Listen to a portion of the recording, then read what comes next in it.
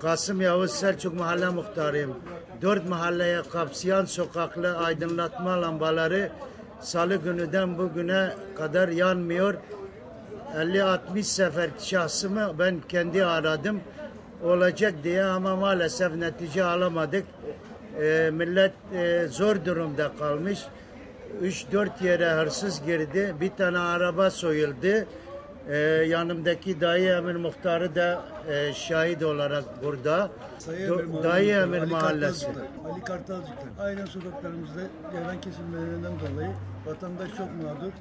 Merdivenli yerlerde yaşlı insanlar göremiyor, düşüyorlar. Sakatlıklara yol açıldı. Çok mağdur vatandaş. Yani ben aradım halde ilçe emniyet amirimiz de bilgisi vardır bu konuda.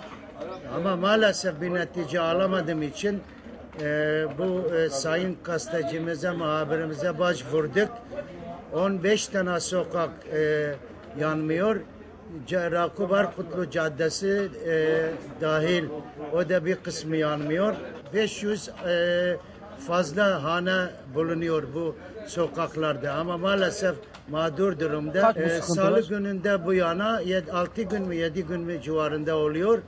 Yani aradığımız halde evet olacak diyor. Maalesef bir netice alamıyor. Cuma günü de ben Cavit Bey'i kendi aradım. Genel müdürü.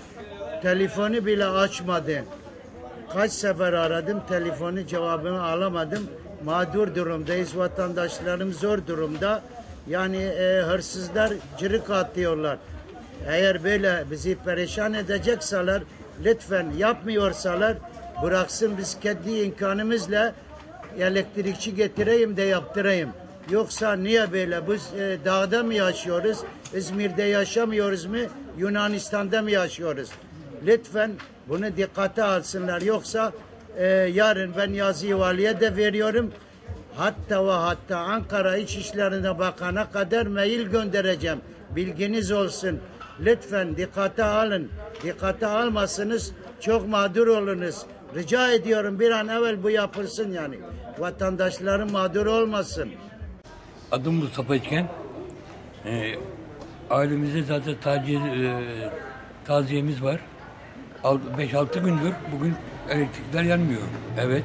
2 gün yandı. Biz bir yarım saat sonra... Dün akşam yine kesildi. 5 dakika. 5 dakika geldi.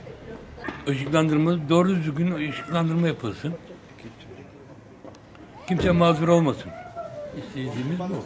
Sokak çıkmazımız karanlık gördüğünüz gibi. Evet. Hırsızlar geliyor. Evet. Esrarkeşler geliyor affedersin. Oturuyorlar. Biz uyurken burada kanepede oturuyorlar. Esrarları buraya atıyor. Her tarafta dolu. Evet. Ahmet Aksoy, 745 sokak, Dolabıköy Mahallesi. Lampema ab 6 roja qatiyana ecada am diraşedana am dukhazin belediye başkanı ve بنري به حريم تشيام برشة مكارم بلكي دزبن بالي مكبر ام نابينم داداشي بين اجداداشي بيجم ام فازن داداشي بيلي بنري تشيكن والمشبه زبر الشيخ خلاص. Ben Dolaplıkuyu Mahalle Muhtarı Murat Dürey. TEDAŞ'la ilgili sıkıntımızdan dolayı köy yukarı 8-10 gündür lambalarımız yanmıyor. Böyle gösterelim direklerimizi de. Evet.